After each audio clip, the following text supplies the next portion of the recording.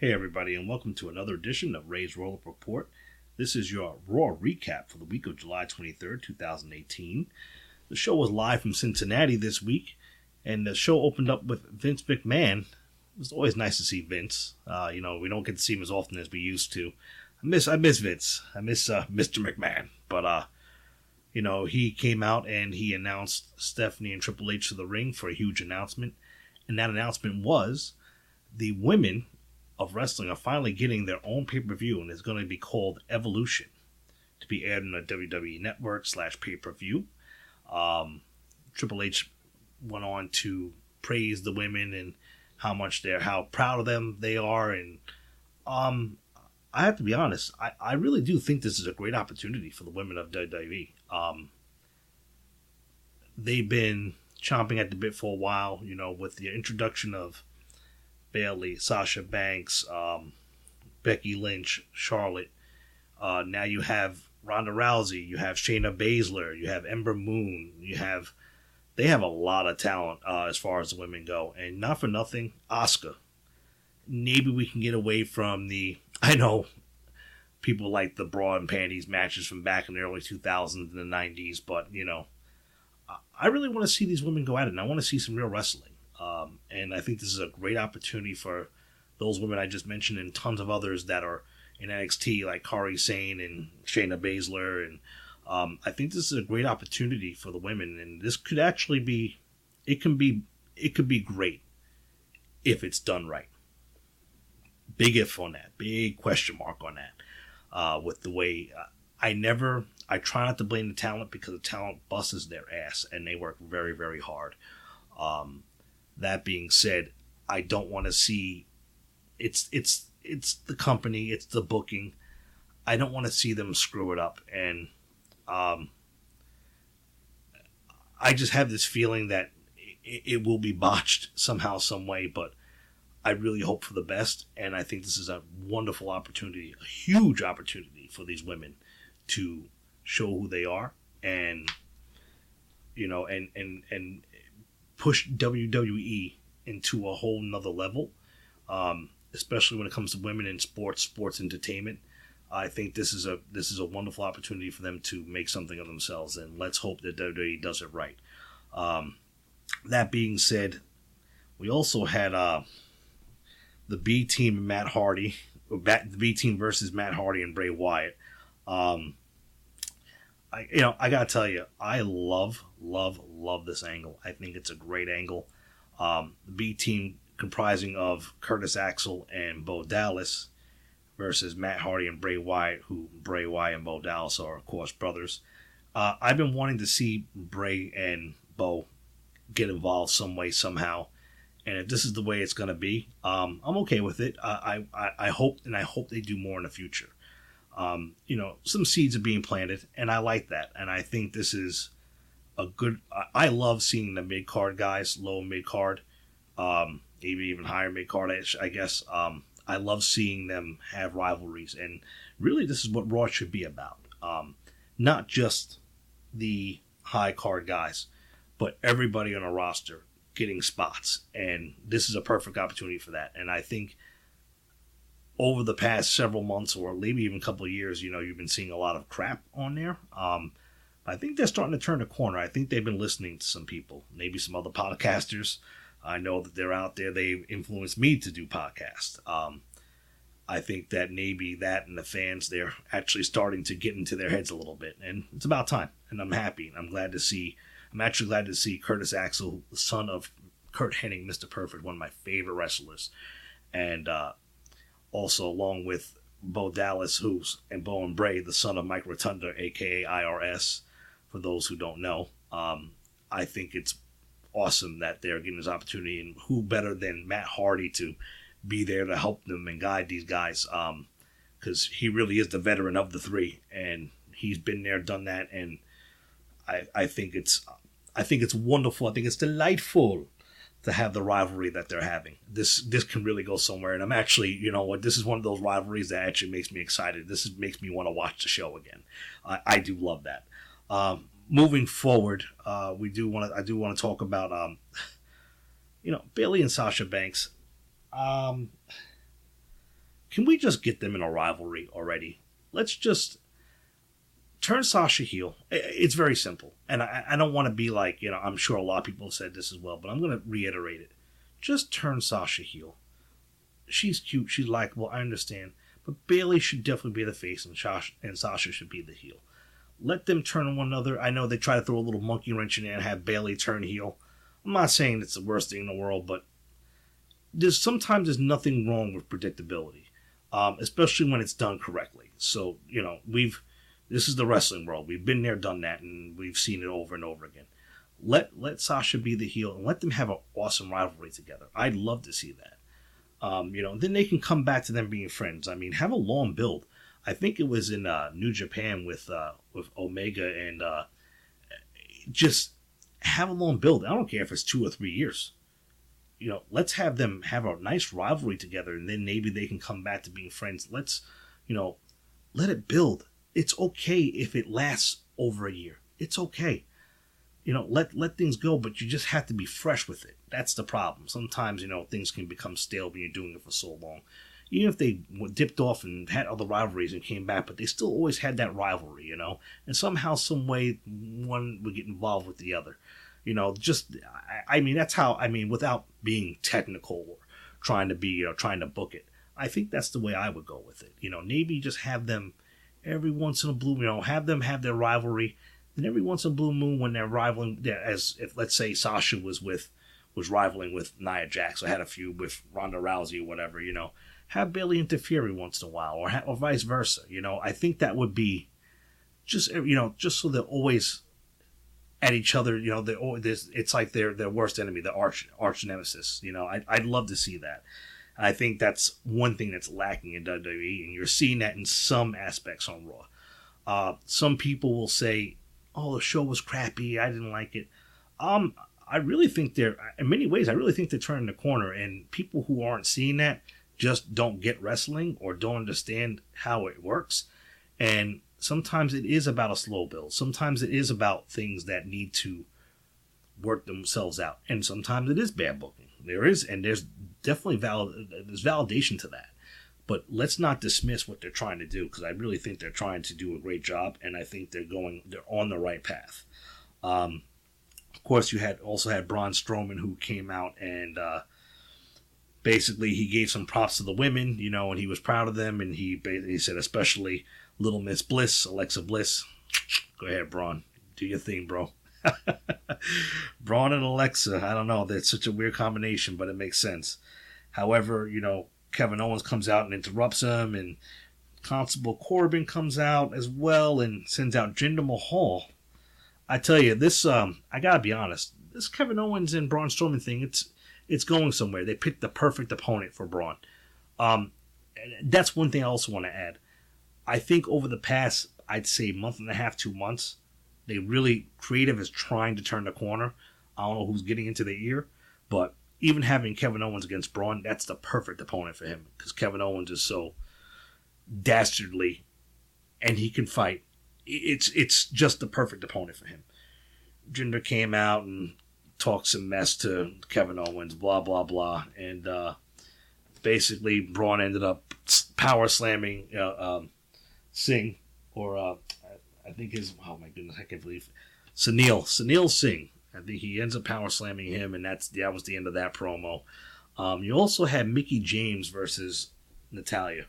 All right match, actually 2 great veterans going at it, which I really enjoy seeing. But it was all right match. Nothing crazy. Mickie James ended up getting the win, by the way, which was kind of shocking. Wow, they really they're really moving Natalya down. She got her title, and you know what? I saw that coming. She got her little shine, and for whatever reason, they just have kind of pushed her down the ranks. But if they're making Mickie James beat her, geez. But you know what? These are 2 girls that I love them. I love Mickie. I love Natalya. I wish they would actually get more burn than some of these other girls who are the younger ones who are rough around the edges and need some work. But I digress. It is what it is. Titus Worldwide. You know what? That's the thing about this program. You reach there are certain points at it that you reach and you're watching. You say to yourself, why are they doing that? And why are they? You know what? I stopped questioning after a while. There's something, I have a lot of patience and I will wait.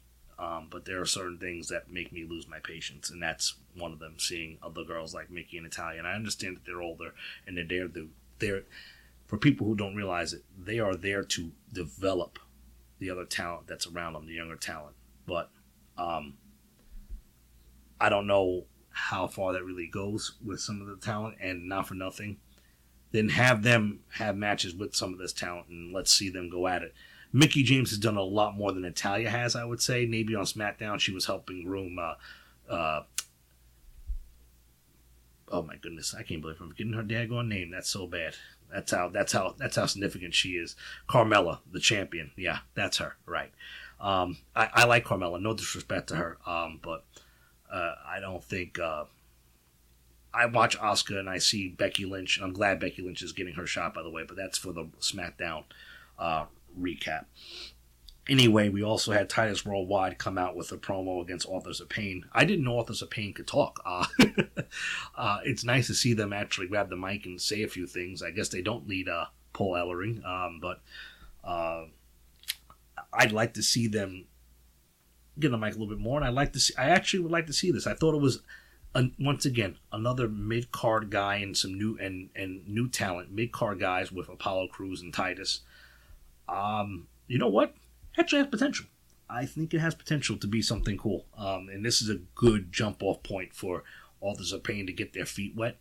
And I think there's good competition for them. And Apollo Crews is another guy that's he needs something. And I hate to see his talent go to waste, because I think the guy could be. I think he really can be a high mid-card wrestler. Who knows? The sky's the limit for him. I have to be honest. And Authors of Pain are quite amazing as well. But it's funny when you watch them. When you watch some of these guys come up from NXT and some of the girls, really the guys, you really do see the size difference. It's like, wow, this is like, oh my god. Even Authors of Pain, I mean, they're big guys, but they're not like, I'm like, man, they don't look that big, of course, standing across from Titus. I mean, Titus is huge, but it's amazing when you watch the size differences come up when they come up from NXT to the main roster. I think that's something that a lot of people don't talk about, but it is true. Also, they did announce Kevin Owens was in the back, and he did want to try and persuade Kurt Angle into getting if he wins his match at SummerSlam, that he could win the Money in the Bank title. Stephanie basically guarantees that, and that's interesting. That adds a little bit to the match. I like that. We'll see what happens if Kevin Owens is able to somehow defeat Braun Strowman. Boy, that's going to be a tough one for him, especially without his boy Sami Zayn around. So let's see how that's going to play out, but interesting. Also, we had Mojo Riley. Big Mojo, he basically, Tyler Breeze put up a little bit of a better match. Poor Tyler Breeze, huh? This guy can't catch a break, but I wish they can do something with him. Like I said, once again, you have these guys that are low mid-card guys that can go, and they kind of, now some of them are being pushed, but right now it looks like they want to push Mojo, and Mojo's looking, you know what? He's looking better and better every week. He's improving. He really is. You'd have to be blind to not see that. If you don't like him, you don't like him, and that's fine, and I can respect that. But at the same time, I think Mojo's improving, man. This guy's getting better and better every week, and he's got a mean, nasty streak to him. Mojo he's kind of a blue chipper, a diamond in the rough. He has some potential. We don't know where it can go with him. So if he can, keep practicing and learning his craft and keep wrestling the way he's wrestling right now, and have, with the competition he has, hats off to Tyler Breeze for putting him over and making him look strong. He did. And I tell you what, Mojo, man, keep doing your thing, Mojo. At first I was like, but you know what? I have faith in you, man. I think he can do it. And for people who want to hate on him, you can hate on him all you want. My man's having success, and I think he's definitely on the right path. So we also did have to wrap up the night. We had two big matches. So basically, we had Finn Balor against Drew McIntyre, and honestly, great match. These guys are really going at it, and I know people can't say, "Oh, Finn Balor's small and he's gonna have to fight these other big guys." Finn does a wonderful job. Finn's in great shape. He's in top condition, and the guy's a world-class athlete. I don't understand why people doubt him. I do understand, because with the way they've been booking people, there's reason for doubt, and I get that. But Lord and behold, there's some interference, and then you have with Dolph Ziggler, and then Seth Rollins comes down, and then Kurt Angle comes out and announces a tag match to start immediately. So they have a really good match. They had an excellent match together. These four guys. I mean, I gotta say, once again, this is where I'm gonna knock them when I have to knock booking. I have to knock creative, but to put Dolph Ziggler and Drew McIntyre together, whoever did that, it's a la Shawn Michaels and Diesel back from the 90s. Awesome. I think I love this combination of those two. And adding Seth Rollins into the mix with Finn Balor, that was perfect. These guys can go at it for a long time. I do enjoy it, and let's see what happens with it. But I do love the pairing, and I think it's fantastic. And of course, to end the night, well, here's the problem. Now, here's the problem with booking. So then after that crazy one-on-one match, then it goes into a tag match between four guys. Then you have Amber Moon versus Liv Morgan. See, now that's where the booking needs to change. You need to have that match before.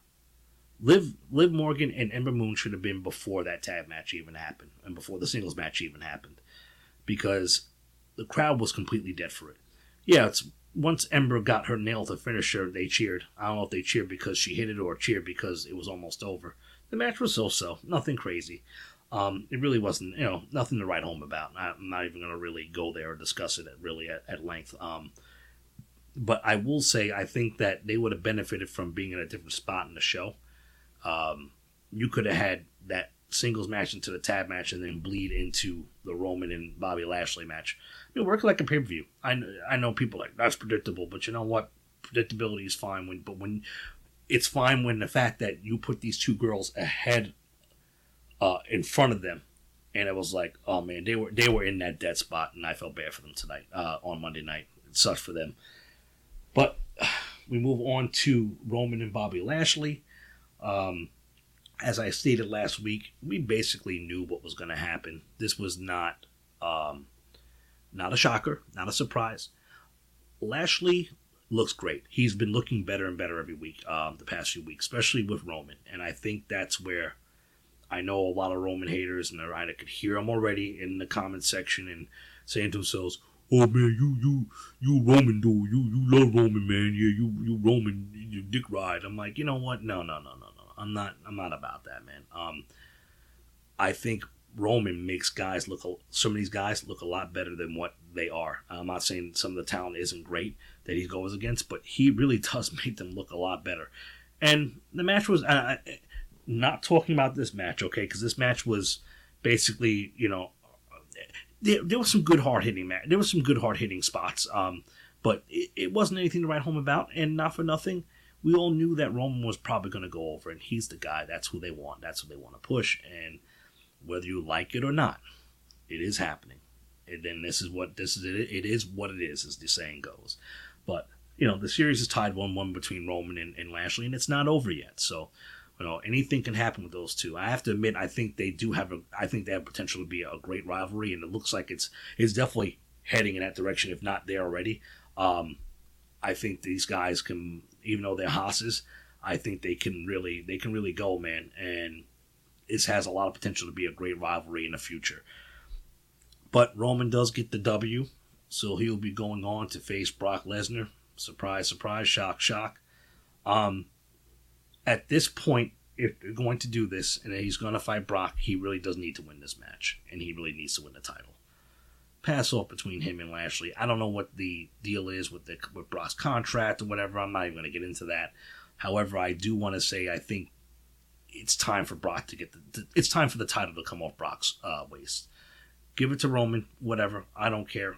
I don't think Roman's that bad. I know people want to hate on him, but Roman does fine. He actually enhances a lot of talent that he's in the ring with. if you're not really a big wrestling fan, or you just don't get it, or you don't get how things work, you're gonna hate on them.